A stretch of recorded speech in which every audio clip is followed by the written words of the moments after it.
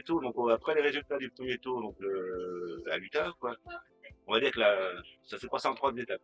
Première étape, ça a été déception, parce qu'on est arrivé à très peu. Deuxième étape, c'était surtout le fait que les résultats des grandes villes arrivaient, donc le score, l'écart entre Le Pen et puis Mélenchon se resserrait. On y a cru. Moi, franchement, j'y ai cru vraiment, quoi. Et la troisième étape, le résultat final, donc un peu déçu, parce qu'à 420 000 voix, comme tu dis si bien, 420 000 voix ont vachement progressé. En plus, on était tout seul cette année, donc c'est vrai que c'est intéressant. Et surtout fier de cette campagne que nous avons menée sur Chalon et fier de la campagne qui a été au niveau national aussi, parce que il y a eu une bonne dynamique. On a commencé en 2020 à peu près, au moment de la désignation de Jean-Luc Mélenchon. On était très peu sur Chalon en manque d'action. Et petit à petit, on s'est étoffé et puis on a fini la campagne avec pratiquement trois équipes parfois sur différentes actions, boitage, tractage, collage. Donc ça prouve qu'il y a eu une belle dynamique et voilà, on est prêt maintenant à partir pour la suite. Donc on a fait la campagne, on va dire, normale, collage, sur le tractage sur les marchés, stage, Chalon-sur-Saône. On a mutualisé aussi nos actions avec le groupe de Chagny. Donc on a été à Chagny, on a été à Chalon, on a été au stade. Et on a fait beaucoup de porte-à-porte. Et ça, c'est une des choses qu'on a fait, qu'on a pris plaisir à faire. Et que les gens ont pris plaisir à nous recevoir. C'est ça, c'est très important. C'est un point positif de la chose, c'est que le programme L'avenir en commun touchait les gens. Donc la campagne s'est divisée en plusieurs étapes. On va dire la première étape, ça a été de faire un appel à l'inscription sur les listes électorales. Jusqu'au dernier soir, on a fait des campagnes d'affichage, des campagnes dans les rues d'entrée, des porte-à-porte, pour que les gens puissent aller voter, puissent aller s'inscrire sur les listes électorales. C'était la première étape. La deuxième étape, c'était, on va dire, une campagne, on va dire, normale, quoi, on veut dire, tractage, poitage. Entre-temps, donc entre 2020 et puis la fin de la campagne, nous avons fait aussi d'autres choses, que un peu moins, on va dire, électorales. On a pris des positions sur des sujets comme l'éclat à tourner. Stop éclat à tourner. On trouve que c'est un projet qui est inutile et puis d'un autre temps. L'éclat à tourner, c'est un peu un puits du fou en Saône-et-Loire, quoi, je veux dire. Donc c'est un projet qui est complètement, qui va dévaster la biodiversité de Tourneux. C'est un projet de 1500 hectares, je crois. J'ai plus la superficie exacte. Enfin, un tiers du projet consiste à construire un parking qui va servir que 6 mois dans l'année. Donc, on voit pas l'intérêt de ce projet, je veux dire, sur la Saône-et-Loire. Donc ça, c'est une des étapes qu'on a fait.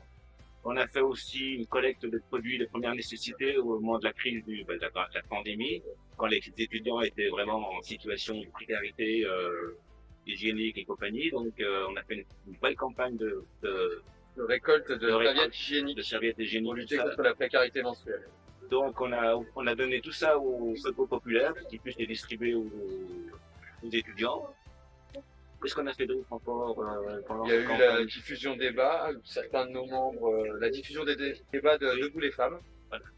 Certaines de nos membres se sont beaucoup investis. C'était quelque chose qui tenait à cœur à certaines femmes de notre groupe d'action. Donc elles ont mis beaucoup d'investissement pour organiser cette diffusion débat au niveau du cinéma de Chalon. Les femmes des jobs des jobs qui sont occupés par les femmes dans la société en fait, et de leur sous-rémunération, de leur l'exploitation, on va dire, des femmes qui sont dans des situations précaires. Malheureusement, c'est elles qui sont majoritaires dans la situation précaire. Donc ce ciné-débat a été co-organisé par un autre groupe à Chalon-sur-Saône. Et puis on a fait venir Gilles Perret pour débattre et ça a été vraiment un succès dans notre campagne. Une bonne visualisation de notre action. À partir de là, je pense que la campagne électorale présidentielle s'est vraiment lancée pour nous. Et puis, qu'est-ce qu'on a fait d'autre encore? On avait participé à une réunion publique au Creusot, oui, avec la venue du Bernalicis. C'est vrai. Il y avait beaucoup plus de monde que ce qui était attendu. Et beaucoup de personnes qui venaient participer à une réunion publique La France Insoumise pour la première fois. Ça représentait près d'un tiers des participants. On a participé au bus aussi pour se rendre à la marche pour la 6ème République, avec plus d'une vingtaine de personnes qui sont venues. Donc c'était aussi un beau succès au niveau local, on ne s'attendait pas à ce qu'il y ait autant de monde qui se déplace à Paris. Donc on a été donc aussi à Lyon, Besançon, on a été aussi à la sortie d'usine d'Amazon. On a été à la sortie d'Amazon aussi pendant leur période de lutte pour leur apporter un petit peu de soutien, comme on pouvait. Donc on a vraiment été très mobilisés depuis allez, on va dire bien un an. Ouais. Et à chaque fois on avait de nouveaux adhérents, des nouveaux sympathisants, on va dire. Des nouveaux sympathisants qui venaient nous rejoindre. Chalon, avant le début de la campagne présidentielle, il y avait 25, 26 sympathisants. Aujourd'hui, on est proche des 60. On avait une petite dizaine de membres actifs au début de la campagne. Aujourd'hui, on est proche des 20, 25. Donc vraiment, on a senti une vraie adhésion en fait aux idées qui étaient portées par l'Avenir en commun. Une vraie adhésion. Insoumis, c'est le mouvement parlementaire. La France insoumise, c'est vraiment le mouvement politique parlementaire, celui qui est censé remonter le travail de l'Union populaire. Et l'Union populaire, ça c'est plutôt un groupement de gens avec des orientations diverses. Donc on va retrouver des syndicalistes, on va retrouver des associatifs, on va retrouver des activistes qui unissent leurs forces, leurs réflexions, et leurs idées pour créer un programme qui soit cohérent. Et la France insoumise, elle est vraiment là pour faire remonter ce programme et le transformer en législative. Une république, c'est-à-dire convoquer une assemblée constituante. C'est un premier point. Deuxième point, la bifurcation écologique. C'est-à-dire comprendre plus qu'à la nature quelques normes. Et par rapport au nucléaire? Par rapport au nucléaire, c'est organiser la sortie du nucléaire, tout simplement. Ne pas se retrouver dans une situation comme c'est en train de se produire, où on a finalement plus de réacteurs à l'arrêt qu'en fonctionnement et rien finalement pour compenser. Et être obligé de relancer du charbon. Et on se rend compte que les centrales nucléaires, c'est des cibles potentielles pour aussi en frontière. Faut pas oublier que il y a sur toutes les centrales nucléaires qui sont en France, il y en a beaucoup qui sont à l'arrêt. Il y en a 20 à l'arrêt. Donc c'est ça, plus de la moitié. Il y a plein de choses qu'on peut dire sur le nucléaire qui sont négatives. On peut dire ne serait-ce que les déchets qui vont traîner ici pendant des années, voire des siècles et des siècles. Les centrales nucléaires, quand vous voyez que des écologistes comme Greenpeace arrivent à s'introduire dans une centrale nucléaire alors que c'est juste des militants écologiques. Alors, imaginez ce que pourrait faire un kamikaze, un groupe de kamikazes se faire entraîner avec des ceintures explosives. Il y en a qui n'ont pas l'air de prendre ça au sérieux. Je veux dire, c'est malheureux parce que c'est quand même l'avenir de nos enfants, enfin de nos enfants et nos petits-enfants qui est important. Alors, Marine Le Pen est contre les éoliennes et vous, c'est quoi votre position? Par rapport aux éoliennes? Oui. C'est les éoliennes, c'est l'hydro. C'est les éoliennes offshore déjà, oui. Dans un premier temps, parce qu'on a bien compris que la population tenait à ces paysages, et ça faut l'entendre aussi. Donc on voulait, au niveau éolien, c'était plutôt misé sur l'éolien offshore, pour éviter effectivement de dégrader notre beau pays. Et puis il y a surtout l'hydroélectricité, où déjà c'est notre principale source de renouvelable aujourd'hui en France, c'est l'hydroélectricité, donc il faut encore travailler là-dessus, notamment faire de la recherche, pour continuer à développer cette énergie-là, qui est finalement la première énergie renouvelable de France. L'hydrogène aussi? L'hydrogène, c'est une autre position. C'est une autre position. C'est pas une position globale, l'hydrogène. Non, mais bon, Marine Le Pen parle beaucoup d'hydrogène. Vous en dites quoi de l'hydrogène? Ça peut être une solution. C'est bon, c'est un mix de pas mal de solutions qui peut nous faire remplacer le nucléaire. En fait, je pense que la vision de l'Union populaire à ce sujet-là, c'est qu'il n'y a pas une solution principale. C'est un mix. C'est-à-dire que, il y a des endroits où fabriquer de l'hydrogène, ce sera peut-être pas forcément possible. Ça nécessitera trop de ressources en eau potable. Donc à ces endroits-là, on ne peut pas faire de l'hydrogène. A contrario, il y a des endroits où c'est possible. Avec la désalinisation de l'eau de mer, après, on peut effectivement fabriquer de l'hydrogène à grande échelle. Mais, encore une fois, le transport de l'hydrogène, c'est pas simple. C'est pas sans risque. Donc, ça peut pas être une solution à grande échelle. Ça peut être une solution locale, mais ça peut pas être une solution à grande échelle. Alors, avec vous, pas de construction de nouvelles centrales nucléaires? Avec nous, pas de construction de nouvelles centrales nucléaires. Donc, ça, c'était le deuxième point. Le troisième point, important pour vous. Le premier, la 6ème République. Troisième point, la retraite à 60. Ça, c'est très important. Je fais quelque chose pour en profiter. C'est pas normal, parce que pas parce qu'on travaille plus longtemps qu'on doit travailler plus longtemps. Les gens ont besoin de profiter de la vie. Un point c'est tout, je veux dire, donc 60 ans avec une cotisation complète. Quatrième point. Quatrième point, Les transports. les Les transports. transports, aujourd'hui, on le voit. Se déplacer en voiture, ça va coûter de plus en plus cher. Et qu'est-ce qu'aujourd'hui les décideurs politiques ont fait pour réduire ce coût? C'est juste finalement 15 centimes d'aide. C'est très peu quand on regarde le coût du litre d'essence. C'est très peu. Et on sait que le prix d'essence va continuer à augmenter. Et il aurait fallu revoir notre politique de transport, très clairement. Développer le rail, c'est très très important. Ça permet de déplacer beaucoup plus de personnes en dépensant moins de ressources, moins d'énergie. Donc, et puis pour les villes, les mobilités douces comme le vélo, les transports en commun et toutes ces choses-là. Alors, point suivant. Le cinquième, pour moi, ce qui me tient le plus d'accord aussi, c'est les droits, l'égalité aux droits hommes-femmes. Enfin bon, Et au niveau de la justice, c'est quoi votre position? c'est-à-dire, Ben, la justice, elle est en crise. Hein. Les procès, ça met un ton fou. Est-ce que vous avez envie de mettre un coup fort pour que la justice soit efficace et plus rapide qu'elle est maintenant? C'est évident. Oui, c'est évident. la justice ne peut pas rester comme elle est maintenant. Je veux dire, la justice, il faut qu'elle soit indépendante, qu'elle ait les moyens de faire son travail comme il faut, d'enquête, qu'elle ait les moyens de faire son travail comme dans les meilleures conditions possibles. Et c'est pas normal que quand il y a une plainte qui soit déposée ou on doit attendre des mois, voire des fois des années pour un résultat qui n'est pas négatif. Au risque d'avoir la prescription derrière. Tellement les procédures sont longues. Donc voilà, il faut réduire les temps de procédure. Donc ça veut dire qu'il faut des moyens humains, des moyens en matériel, des moyens d'investigation supplémentaires. Aussi bien dans la police que dans la justice directement. La police judiciaire a besoin de moyens. Moi, c'est une évidence. Alors, Jean-Luc Mélenchon, pour le deuxième tour, appelle à ne pas voter Marine Le Pen. Alors, les sondages, les enquêtes montrent qu'il y a un tiers des gens qui ont voté pour vous qui voteront Marine Le Pen. Qui voterait Marine Le Pen. Voterait Marine Le Pen. Il y a un tiers qui voterait Macron et il y a un tiers qui voterait rien ou qui irait blanc ou qui irait La Pen ou qui irait abstention. Alors vous, comment vous voyez ça, ce tiers de vos militants qui est prêt à voter pour Marine Le Pen que vous dénoncez? Alors, parlons bien d'une chose. Il n'y a pas un tiers de militants qui votera Marine Le Pen. Là, on parle d'électeurs. Il y a vraiment, faut faire la différence entre militants et électeurs.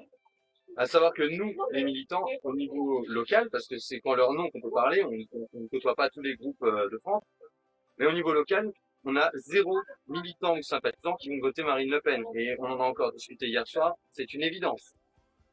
Ça rentre même pas dans nos discussions. Donc les sondages disent un tiers. Sondages disent un tiers. À peu près un tiers. On va dire, on va faire un tiers, je veux dire. Bon, déjà, il y a 5 ans, c'était la même chose. On disait que c'était un tiers. En fin de compte, on était beaucoup loin de 16%. Il faut pas oublier que le vote déjà est secret, déjà, là, en France. C'est la Constitution. Le vote des militants, des électeurs du Front de l'Union populaire, on n'est pas propriétaire de leur vote. Donc chacun fait ce qu'il veut à son âme et conscience. On est assez intelligent, je pense, pour pouvoir choisir dans le bon sens. Moi-même, je sais même pas ce que je veux faire. La seule chose que je sais, c'est que je ne voterai pas Marine Le Pen ni le 25, ni le 24, ni après pour l'extrême droite. Ça, c'est sûr et certain. De ma vie, je ne voterai jamais pour l'extrême droite. J'hésite encore entre 4 solutions, comme tu le disiez tout à l'heure. Macron, blanc, nul ou l'abstention. Je suis encore en train de me poser des questions parce que il y a plein de choses qui rentrent en ligne de compte. Donc, on verra, et puis on verra le vote dans les isoloirs que font les gens. Quoi, mais je ne pense pas qu'il y ait 30% d'électeurs de l'Union populaire qui non. Alors là, le deuxième tour, c'est fini pour vous, mais il y a un troisième tour qui s'approche. C'est les élections législatives. Donc, vu le nombre, le score que vous avez fait, 22%, je pense que vous allez présenter des candidats pour la 5e circonscription Chalon-Monceau. Pour nous, déjà, la campagne législative elle va commencer le 25, lundi 25. Parce que on va refaire une campagne d'inscription pour les listes électorales, parce que les gens ont droit, on peut s'inscrire jusqu'au 4 mai, 4 et 6 mai, c'est pour les listes électorales pour les législatives. Donc, on va refaire du porte-à-porte pour aller voir des gens, pour leur dire, voilà, vous n'avez pas pu voter parce que vous êtes mal inscrit ou pas inscrit du tout, vous pouvez y aller et tout ça. Donc ça, pour nous, les législatives vont commencer le 25. Ensuite, pour les candidats, moi, pour le moment, je suis chef de file, donc je suis pas candidat. Les candidats ne sont pas encore connus au niveau de la France Insoumise. Donc, je ne sais pas si je serai candidat, on ne sait pas s'il y aura un candidat sur Chalon. On espère que vu le score que nous avons fait sur Chalon et vu le score qu'a fait l'Union populaire sur la France, on espère amener une majorité de députés de gauche à l'Assemblée nationale. Il va y avoir quand même des négociations je pense qu'il va y avoir des négociations au niveau national entre les différents partis. Il y a déjà eu des appels de l'Union populaire avec les Europe Écologie Les Verts et puis le Parti communiste ce matin. On attend les réponses. Bien sûr, cet appel se fait au niveau national. Il se fait au niveau national. Au niveau national, et on espère que sur Chalon-sur-Saône, on aura une liste, on aura des candidats uniques. Après, on verra. Tout dépend des décisions du national. Je veux dire, on prend les décisions tout seul, c'est national. On verra. L'essentiel, c'est d'envoyer un maximum de députés de gauche à l'Assemblée nationale. Enfin, moi, ce que j'espère, je pense que c'est la même chose. Moi, ce que j'espère, c'est qu'il y a un accord au niveau national, et qu'il soit clair et précis. C'est-à-dire qu'il n'y ait pas dans un endroit des accords, on va dire, avec les Verts, et dans d'autres endroits, ils sont d'accord avec un tel avec un tel. Moi, ce que je voudrais, c'est un accord clair et précis au niveau national. Comme ça, les Français vont s'y retrouver, les Français vont plus dire, c'est tous les mêmes. On a un programme qui a fait 22% il y a une semaine. C'est un programme qui est fort, qui est reconnu par les Français, que les Français adhèrent. On y a vu ce que dans les campagnes, par les porte-à-porte. Les Français adhèrent vraiment à ce programme. Depuis lundi soir, depuis dimanche soir, nous avons reçu quand même 5 ou 6 nouveaux qui sont inscrits. Donc il y a toujours cette dynamique. Donc cette dynamique, on peut la conserver pour les élections législatives. On peut faire un résultat, parce qu'on a fait un bon résultat à Chalon-sur-Saône, on est de dire. On est premier dans plusieurs votes à Chalon-sur-Saône, je veux dire, au Père-Logis, au 19. Donc il y a de quoi être rempli d'espoir. Et puis après, on verra. Après, ça dépendra du national. Donc, je peux me permettre, la première chose qu'on constate au niveau de l'Ukraine, c'est qu'aujourd'hui, on voit bien que les centrales nucléaires peuvent être visées. Ça, c'est vraiment la première chose à intégrer. On a tous vu ce qui s'est passé à Tchernobyl. On a tous vu ce qui s'est passé dans leur plus grande centrale nationale. Aujourd'hui, il apparaît comme très clair que des pays comme la Russie n'hésiteront pas à prendre les centrales nucléaires comme cible.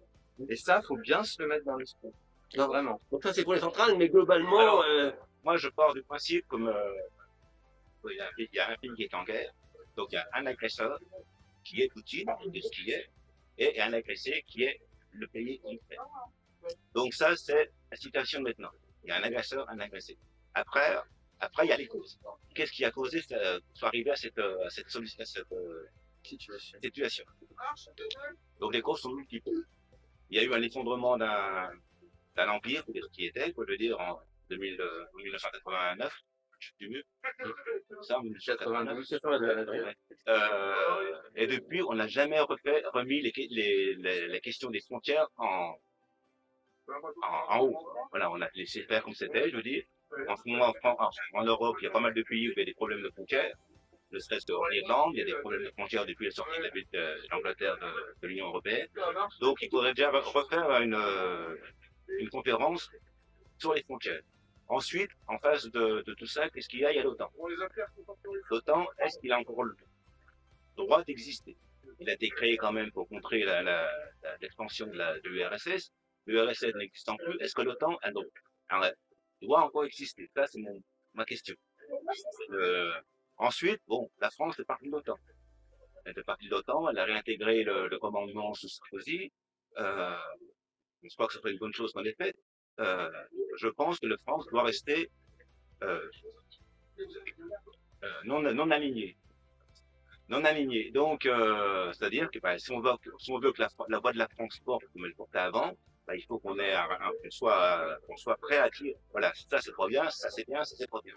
Et pas être à la remorque des États-Unis. Et par rapport à l'agression de Poutine, vous la condamnez fermement? Ah ben moi je la condamne, je la condamne. Tout ce qui se Oui. fait, parce qu'il y a des milliers de morts. Je veux dire, si on a un problème de voisinage, je disais, un problème de voisinage, je veux dire, on prend les armes, je veux dire, que ce soit pour un pays, que ce soit pour un terrain à la campagne, je veux dire, à partir où il y a un problème de voisinage, il y a des lois, des organismes qui gèrent tout ça, je veux dire, eh ben, on porte une réclamation et puis on prend les armes, je veux dire, on va vous, comment je veux dire, c'est la loi du plus fort qui fait loi, ça m'intéresse, c'est pas la vie, c'est l'anarchie, c'est la jungle, c'est ce que vous voulez, mais c'est pas la vie. Alors, il y a beaucoup de chefs d'État, enfin beaucoup, quelques-uns, qui traitent Vladimir Poutine comme un génocidaire. C'est quoi votre position par rapport à ça? Alors, la position, c'est que déjà, il doit y avoir des enquêtes de fait. Oui. Ça, c'est une évidence. Il y a des instances qui vont s'occuper de ces enquêtes et eux pourront effectivement établir s'il y a génocide ou non. Il y a des massacres, ça c'est une évidence, on ne peut que les condamner, mais il y a une justice internationale qui doit enquêter et qui doit dire si oui ou non on peut parler de génocide. C'est pas à nous, en n'ayant pas tous les tenants et les aboutissants, de dire oui, il y a un génocide ou non, il n'y en a pas. Non, c'est à la justice internationale de faire son travail à ce niveau-là. Okay. Et après, si on considère qu'il y a génocide et tout ça, je veux dire, on fonctionne d'une façon très dure. Je veux dire, quand vous voyez que l'Assemblée nationale a reconnu le génocide des Ouïghours du Chine, et il n'y a pas eu une seule sanction de prévue, je veux dire, il y a deux poids, deux mesures. Je veux dire, si on fait pour un, on fait pour l'autre. Il y a des élections législatives qui arrivent, et il est temps encore de s'inscrire. Vous avez jusqu'au 4 mai pour vous inscrire en ligne et jusqu'au 6 mai pour vous inscrire en mairie et chaque voix va compter. On l'a pu le voir au premier tour, chaque voix compte. Nous sommes très fiers de la campagne de Monnier, nous sommes très fiers des gens que nous avons rencontrés. Il y a une dynamique qui se poursuit, qui se continue. Rejoignez-nous si vous voulez, il y a tout ce qu'il faut sur Facebook, GA Chandon Insoumise. Rejoignez-nous si vous voulez participer à nos actions. Il y a une dynamique, il faut la continuer. Les gens sont contents de nous voir, les gens nous accueillent. Sur les marchés, les gens sont même venus chercher nos tracts. J'ai jamais vu ça depuis que je fais de la politique, je veux dire, qu'on vienne chercher nos tracts. Je veux dire, c'est Mélenchon, on prend. Donc venez, il y a cette dynamique, on peut la continuer, on peut gagner pour les législatives.